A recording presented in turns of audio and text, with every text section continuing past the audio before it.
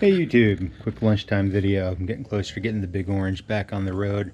Just going to show everybody kind of what I had left here. So interior is a mess. A lot of the wiring was chafed through with bare copper poking out, which is probably a lot of the strange electrical problems it had when I picked it up. So I've pretty much rewired the entire thing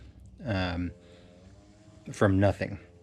I mean, I physically went through and pulled every factory wire without cutting any of them. So that had one exception. I did cut one of the wires for the fuel level sending unit, simply because I couldn't find a disconnect for it. But I've got a few electrical things left to finish wrapping up. I got a full interior to clean out, get all the pieces and parts out. Fire extinguisher down there, I'll probably find a place to mount though. May not even put the passenger seat in for the moment, but have to finish getting the driver's seat belt back installed. Ordered the bolts from LMR for that, because I wasn't sure what size to get. So here's the packet. You know, that's for the door side. Then there's one bolt for the inside latch. So got those ready to go. I've got a dash that will run from side to side, setting, you know, off of the fuse panel a fair amount. Switch panel I put in, it will go right in front of it, and then I have two bolts that'll go through and lock that in place. I've got brackets across the top and bottom to lock everything down.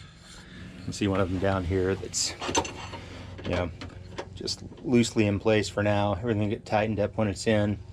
And another bracket. See, I've got marked as driver here, right?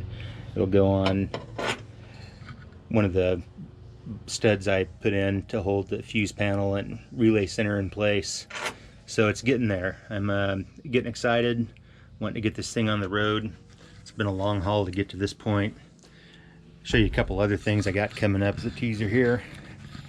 Even though I'm running a carb, I'm gonna go ahead. I had this thing sitting around for ages. I think it was a project car or two ago, and haven't used it.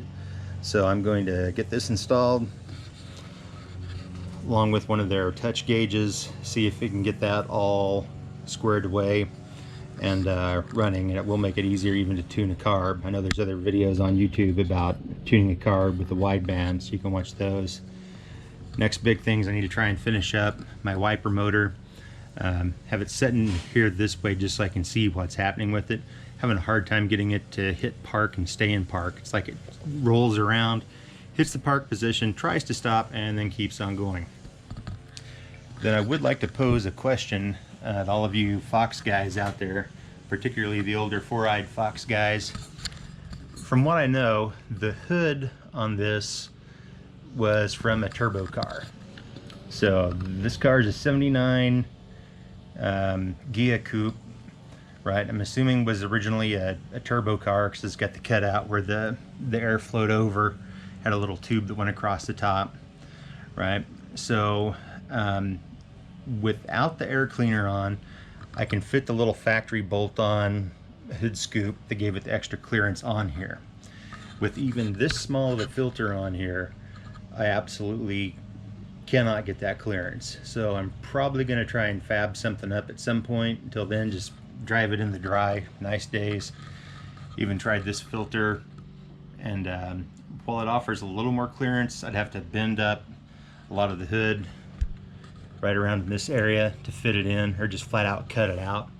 And if I'm going to start doing any of that, it's going to be real serious. So question to you Fox guys, any of you guys know of any other bolt-on scoops that would fit on, like the factory scoop did on a turbo car, and give me some added hood clearance.